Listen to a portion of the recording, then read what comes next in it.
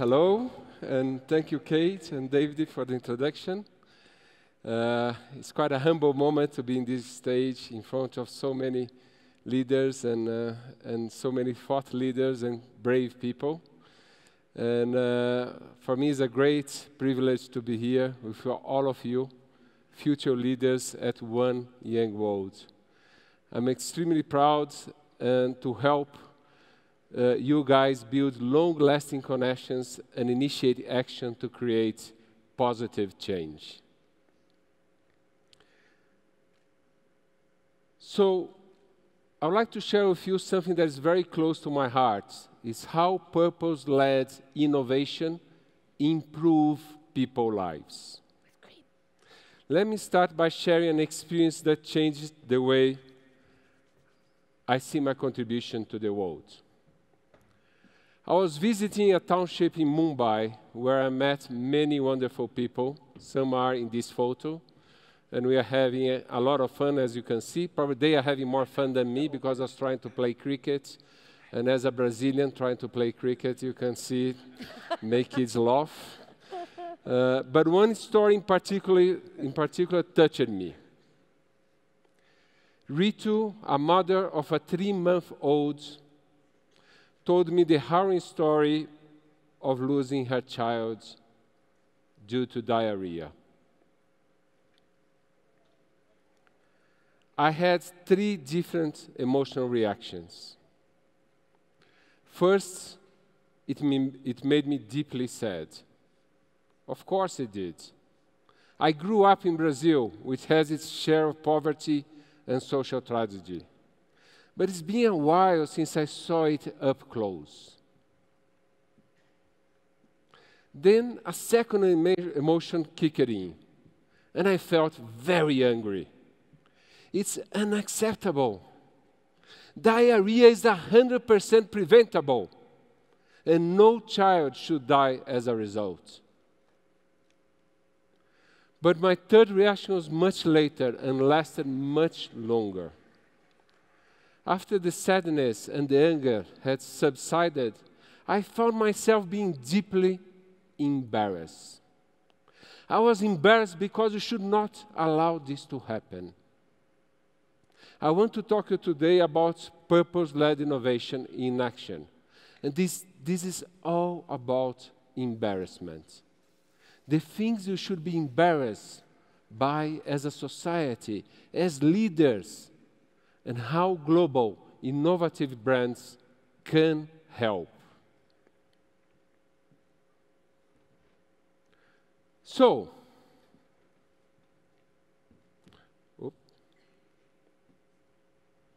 should work? Yes. Back. So, going fast, it's my cricket. So, let's see. Yes. So, what do you think these 3 things have in common? A mosquito, a condom, and a toilet. Oh dear. I can see your minds spinning. All 3 are examples of where we can make a difference. In RB, we build global brands that help to protect people against mosquito-borne diseases, to have great, safe sex, and to have access to clean toilets. Sounds very simple. But I lead an organization that creates hundreds of innovations every year, innovative solutions across 20 global brands to attack these simple, big, harrowing problems. And we do it with passion, determination, and belief in the positive impact that our brands have in people's daily lives. Our driving force and motivation is to tackle these big problems, the problems that embarrass all of us.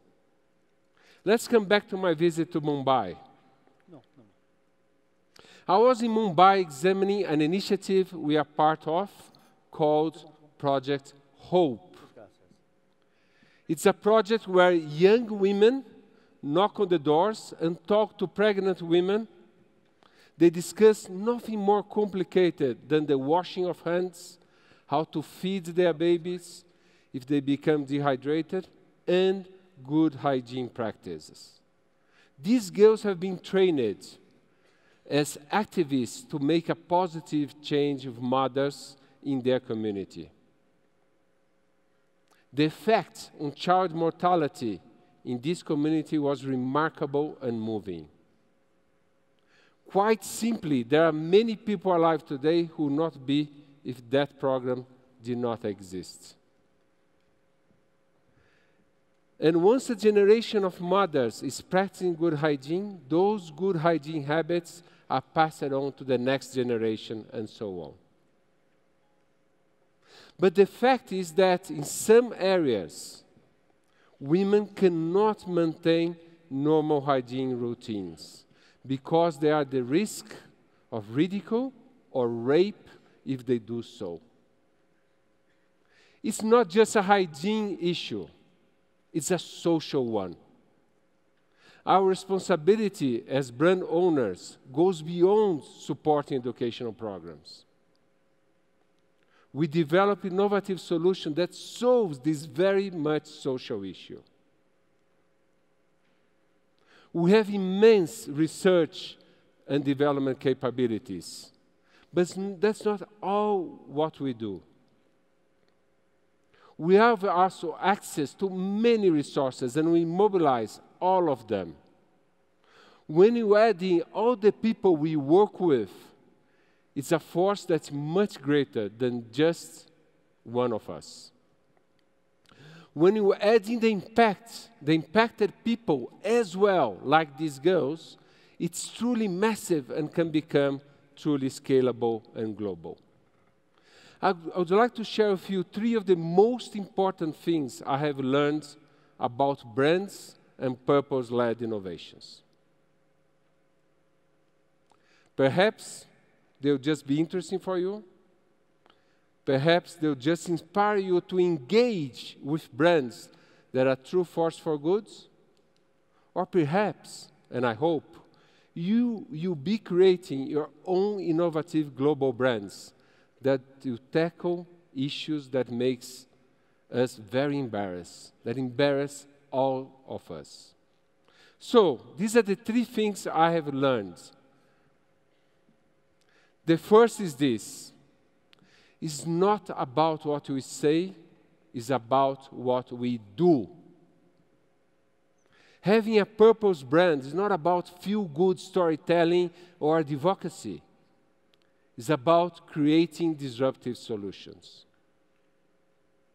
You start with an insight, asking yourself, what's the problem we are trying to solve, what do people need? Then you bring the science, the technology, the activation that deliver big, meaningful impact on people's lives. It's all about what we do, not about what we say. The second thing I have learned is that these type of insights, the breakthrough insights, come from listening. Listening is the most important thing. People impacted by these issues, they have limitless choices, and they exercise those choices. This calls for a deeper understanding of why people think what they think and why they do what they do. So the second biggest learning is about listening. And brands have to listen to the people impacted and to the communities. The third thing I have learned is that trust is the most important asset a brand can have. Building trust is our number one task as brand owners, and keeping trust is essential. In today's world, brands have to have a true sense of purpose and must go beyond than just selling stuff and being a good citizen. We all know that the impact of brands, the impact they can have can be huge. However, brand needs to behave and act in a coherent, and ethical way. When brands have true sense of purpose and engage in an ethical way with multiple stakeholders, they have earned the right to be a major force for positive change. Brands need to do what is right, even if it hurts business in the short term. For instance, they need to help shape and improve regulations. So, what I mean by earning that right? I mean that the area of concern of embarrassment, the thing that needs change, must be very close to the essence of the brand. The very reason for the brand to exist must be completely aligned with the nature of the good it's trying to do. So that is the third big lesson. Trust is key, needs to be at the essence of a brand if it wants to create positive change. So how we do it? Connect ads. One example is where Durex is making a real impact in my beloved South Africa. Through our sponsored education program in secondary schools, we have reduced the incidence of unwanted pregnancy by 50%. That's what I call force for good. Another example close to my heart is the work we have done with our insecticide brands in Brazil, SBP, to fight mosquito-borne diseases and engaging with authorities and communities. I want to show you a video that tells how this can be done and the impact that it can have in the community. The impact it can have to keep the dreams of the community becoming reality. Could you please play the video? São Paulo do Potengi. In 2016, this small city in Rio Grande do Norte state hit the headlines, but not for a good reason. A dengue, Zika, and chikungunya outbreak frightened the local population, and the city was one of the most affected by Aedes aegypti in the country. Eu tive medo, porque eu sabia o risco que ocorria no meu município. Eu sabia o nível de infestação que tinha. Crowded hospitals, interrupted dreams. How can a brand change the history of an entire city? How can a brand provide hope for thousands of people? SBP, fighting to eliminate 100% of dengue, Zika, and chikungunya, did a field study in São Paulo do Potengi.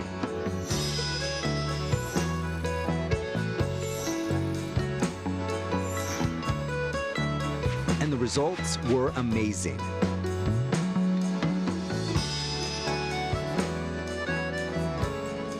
Quando começou a mudar, quando o pessoal de SBP veio aqui.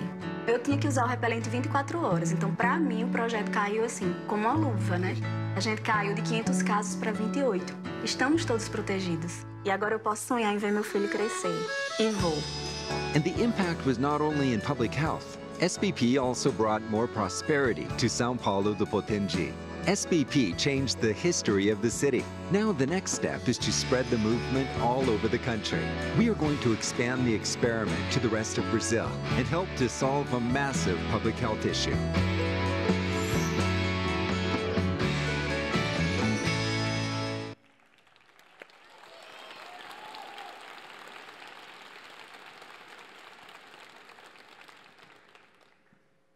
And we are making this now using this field study and everything we learned with authorities and community to go city by city and help to protect every city.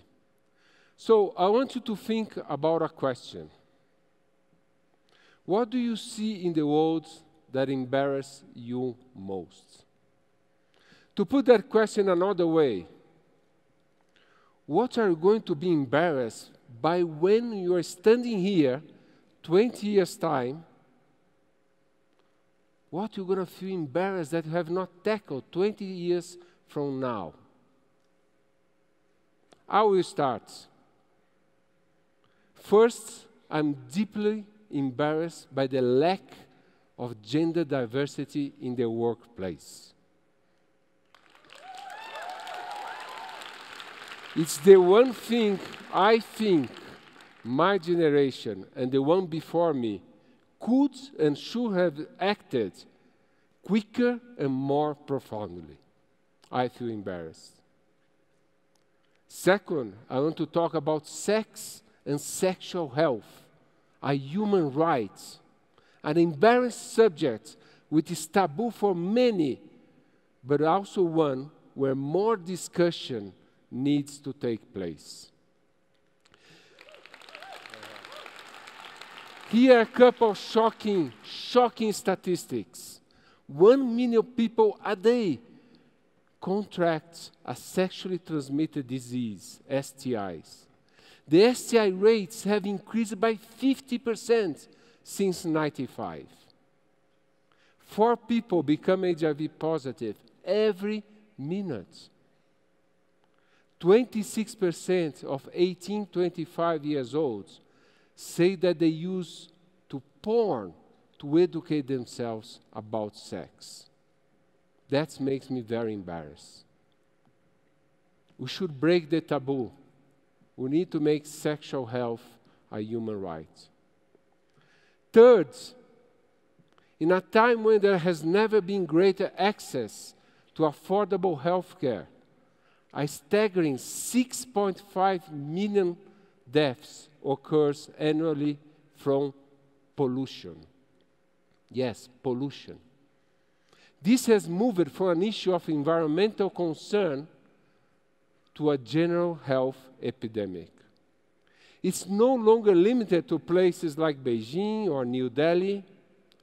Readings from London or Paris subways often worse than those of major urban cities. It's an invisible threat that needs to be addressed urgently. Lastly, and this problem has been around for way too long, a massive 2.5 billion people do not have access in the world of today to safe water and basic hygiene. This is, in my view, beyond embarrassing. I find it unconscionable that in the 21st century, people do not have the dignity and the basic human rights of sanitation. These are the paradoxes of progress. Never before have we made so many advances, have we had so many human capital to solve so many issues for so many. But these advances have brought about unintended consequences and often newer and bigger issues. So where does that leave us? Change is a choice. How will we, you and me, be judged by the future generations? We will be judged not by the number of ideas we had and how much we talked about it, although that's certainly how it starts. In the end, we'll be judged by the choices we make and what we do about it. So what's the plan? First, let's make our voices heard. Then let's make those choices and let's change things for the better using the power of collaboration and partnership, of mobilization. Take action now using the hashtag #ChangeIsAChoice, and I'm confident that with leaders like you today, we can change and will not be embarrassed for the next generations to come. Thank you very much.